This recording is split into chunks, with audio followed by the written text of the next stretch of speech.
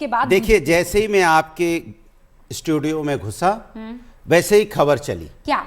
अरे वही तो मैं आपसे पूछने वाला हूं कि अभी उनका बयान मैंने देखा नहीं, सुना नहीं। मैं आपके स्टूडियो के अंदर रास्ते से आ रहा था, सुन तो लो। और उनका बयान, उसमें माथा पकड़ने की जरूरत नहीं है, क्योंकि हम प्रभु अभी आपके, मैं सीधा सीधा आपके अंदर आया, आपके स्टूडियो के अंदर, और मुझे अभी वही उनका मैं खोजने जा रहा था कि उन्होंने अभी क्या इस पे अपना रिएक्शन दिया है। उस रिएक्शन को जैसे ही मैं घुसा हूं, बोले उनका रिएक्शन आया है। मैंने कहा कि राष्ट्रीय अध्यक्ष जी, जब हमारे समाजवादी पार्टी के राष्ट्रीय अध्यक्ष जी जब कुछ बोलते हैं तो हम लोग पूरी तरह से उसको समझने की कोशिश करते हैं, क्योंकि मैं जितना जानता हूं, उन्होंने बोला कि भारतीय जनता पार्टी पेशेवर की तरह एक साथ मिलकर चुनाव लड़ती है। अच्छा, मत पढ़िए भाई, अखिलेश जी का बयान चलाइए। अनुराग जी बिजी थे, नहीं सुन पाए अखिलेश जी का बयान, सुनाइए जल्दी से। वो पॉलिटिकल पार्टी नहीं है, वो पॉलिटिकली प्रोफेशनली रन करते हैं अपने आप को। तो ये नए तरह की चीजें हैं, प्रोफेशनल पॉलिटिक्स करती है बीजेपी। बीजेपी प्रोफेशनल गिनती करके, डेटा पे एक एक बिंदी बैठा करके तब फैसला लेते हैं। इसलिए जिसको हराना है बीजेपी को, उसको उसी तरीके से तैयारी करनी पड़ेगी। सुन लिया अब देखो, उन्होंने बहुत सीधी बात और सच्ची बात, सुन लीजिए मेरी बात। बहुत हाथ पैर दबाने की जरूरत नहीं है प्रभु, मैं बोल रहा हूँ। आप हाथ नहीं भी, नहीं ये हाथ दबा रहे थे, मैं हाथ नहीं भी दबाएंगे तो भी मैं अपनी बात कहूंगा। लेकिन सवाल ये है, उन्होंने साफ और सीधी बात कही कि भारतीय जनता पार्टी प्रोफेशनली काम करती है और वो अपने हिसाब से, राजनीति में वो उनके साथ इमोशंस की कोई जगह नहीं है, वहाँ पे भावनाओं की कोई जगह नहीं है, वहाँ पे सेवा की कोई जगह नहीं है। प्रोफेशनली अपनी पार्टी चलाती है कि हमें सत्ता पानी है, चाहे कोई भी कीमत हो, किसी तरह से भी हो, हम कैसे अपना मतलब सिस्टम। उन्होंने साफ साफ कहने का मतलब साफ है ना, बिल्कुल नहीं साफ है, वो उन्होंने साफ बोला प्रोफेशनली। ना उन्होंने वोट चोरी का जिक्र किया। अरे वोट चोरी तो आप इतने दिन से कर रहे हो, कितनी बार जिक्र करें? मैं SIR में हम 50 बार बोल चुके हैं। अनुराग जी, सुन लीजिए, प्लीज गंभीरता से बात हो रही है। अच्छी बात है, आप तारीफ कर रहे हैं, अनुराग जी सुनिए, अच्छी बात है। अनुराग जी एक समझदार लीडर है अखिलेश जी, और ये हर कोई जानता है। प्रवक्ता कैसे हो उस पर मैं बात नहीं करूंगी, लेकिन अखिलेश जी ये कह रहे हैं कि बहुत डिटेल्ड एनालिसिस होता है नामों का, आंकड़ों का, नंबर्स का, बहुत प्रोफेशनली वो चुनाव लड़ते हैं, हमें इनसे सीखना होगा। नहीं सीखे तो मुश्किल हो जाएगा। बोला है कि उनसे सीखना होगा कि किस तरह से वो चुनाव लड़ते हैं, मतलब उनका चुनाव लड़ने का जो तरीका है, वो हम लोग जो चुनाव लड़ते हैं भावनाओं से, इमोशन से, जनता की सेवा से, वो चुनाव लड़ते हैं आंकड़ों से। हमें सत्ता बनानी, कैसे बनानी, किस तरह से बनानी है, सत्ता पानी है। उनके अंदर भावनाओं की कोई जगह नहीं। वही कहना चाहिए, उन्हीं से सीखना पड़ेगा, क्योंकि उसी तरह की राजनीति अगर हम लोग करेंगे तभी हम सत्ता से भारतीय जनता पार्टी को हटा पाएंगे, उन्हीं के रास्ते पे चल के। तो भारतीय जनता पार्टी का रास्ता क्या आप जानते ही हो कि 2 महीने पहले SIR कर देते हैं, कैसे वो नोटबंदी कर देते हैं, कैसे वो लॉकडाउन लगा देते हैं। तो यही तो उनका रास्ता है। भी हमारे साथ यहाँ पर जुड़ चुके हैं। लेकिन पहले हर्षवर्धन जी, आपने अखिलेश जी को सुन लिया, और अभी यहाँ पर भी चुनाव होने वाले हैं। जिस तरीके से भारतीय जनता पार्टी इन लोकल बॉडीज के चुनावों में बिहेव कर रही है, ठीक वैसा ही वो विधानसभा हो जाए या फिर लोकसभा हो जाए। प्रोफेशनलिज्म तो है, ये तो मानना पड़ेगा। नहीं माने, वोट चोरी करते रहे, लिस्ट से नाम गायब करते रहे, तो ये जीतते चले जाएंगे और ये सिर्फ और सिर्फ एक्सक्यूजेस बनाते चले जाएंगे। देखिए रूबिका जी, सबसे पहले तो ये कि आज मैं दोबारा कहूँ, इसके पहले जब SIR का फॉर्म भर रहे थे ना अखिलेश जी, तब भी मैंने कहा था कि ये काम राहुल गांधी को भी करना चाहिए। ठीक है, राजनीतिक तौर पर अखिलेश यादव चाहे जो कहते रहें, लेकिन उनको भी पता है कि SIR एक बहुत अच्छी प्रक्रिया है और उसमें सबको शामिल होना पड़ेगा। अखिलेश यादव ने वो वीडियो डाला था। आज जो उन्होंने कहा, ये बात और गंभीरता से सुननी चाहिए। वो कह रहे हैं कि भारतीय जनता पार्टी एक प्रोफेशनल पार्टी की तरह काम करती है, पॉलिटिकल प्रोफेशनल पार्टी।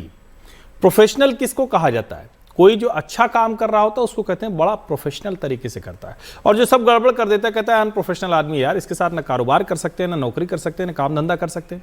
तो प्रोफेशनल अनप्रोफेशनल का फर्क ये होता है, नंबर एक। दूसरा उन्होंने क्या कहा, डेटा पर काम करती है, जहां उसको जिस तरह की रणनीति बनानी होती है वो करती है। तो भाई ये तो बड़ी स्वाभाविक सी बात है।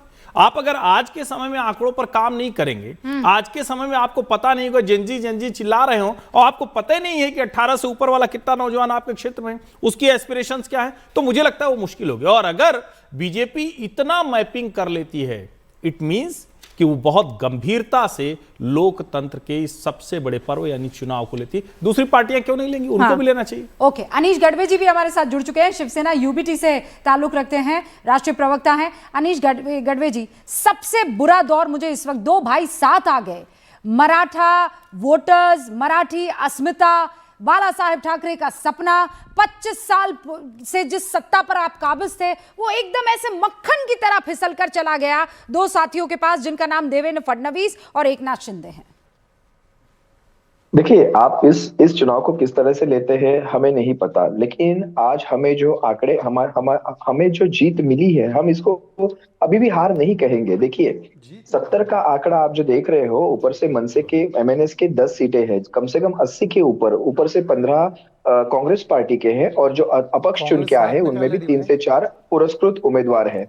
आप बीच में बात ना करें, जो भी बीच में बात कर रहा है उनसे बात करिए। और शहजाद जी, आपकी आदत बहुत अच्छी है। अरे भाई, हार में तो विनम्र हो जाओ। अपनी आदत अपने पास रखिए शहजाद जी। हार में तो विनम्र हो जाओ। रखिए, हार में तो विनम्र होते हैं। जरूरत नहीं है। अरे शहजाद भाई, आपसे विनम्रता सीखने की जरूरत नहीं है। हम शिवसेना वाले, नहीं, आपकी यही दुर्दशा इसीलिए हुई है। अरे छोड़िए, अरे छोड़िए, आप इन सब में मत आइए। राहुल से भी ज्यादा डिलूलू में है। अरे छोड़िए, कांग्रेस का आंकड़ा कैसे जुड़ गया? कांग्रेस के खिलाफ लड़े आप।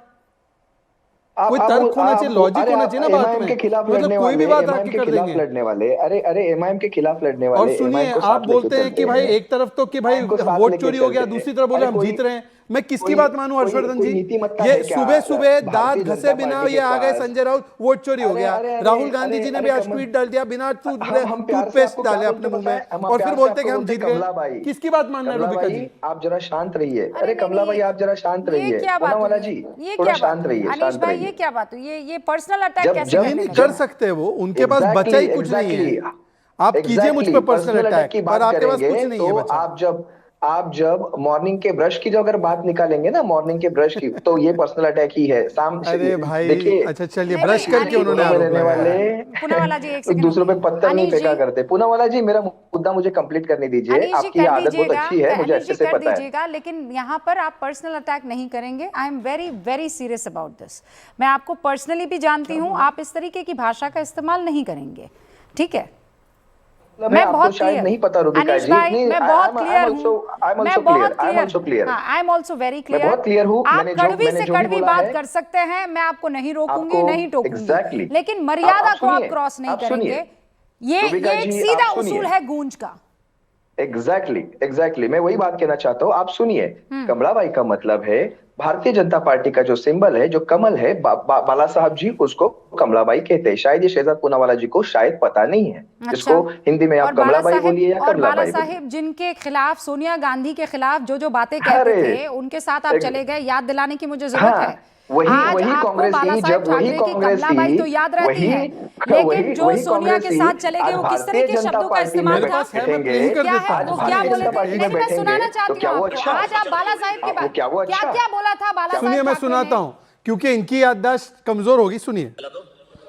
कांग्रेस पक्षामध्ये एवढे हिजडे होते इतके, आता चावायचे तरी कोणाला?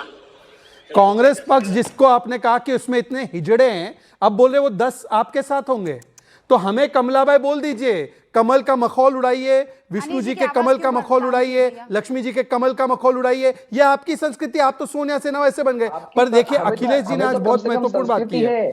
एक वाक्य सिर्फ कहना चाहूंगा अखिलेश जी पर। उन्होंने राहुल गांधी के वोट चोरी के आरोपों को पूरी तरह खारिज कर दिया है, और उस पर इनके पास जवाब नहीं है। अच्छा, मैं लौट के मुद्दे पर आती हूँ। बात खत्म कीजिए एक सेकंड। अनीश भाई, please tell me one thing.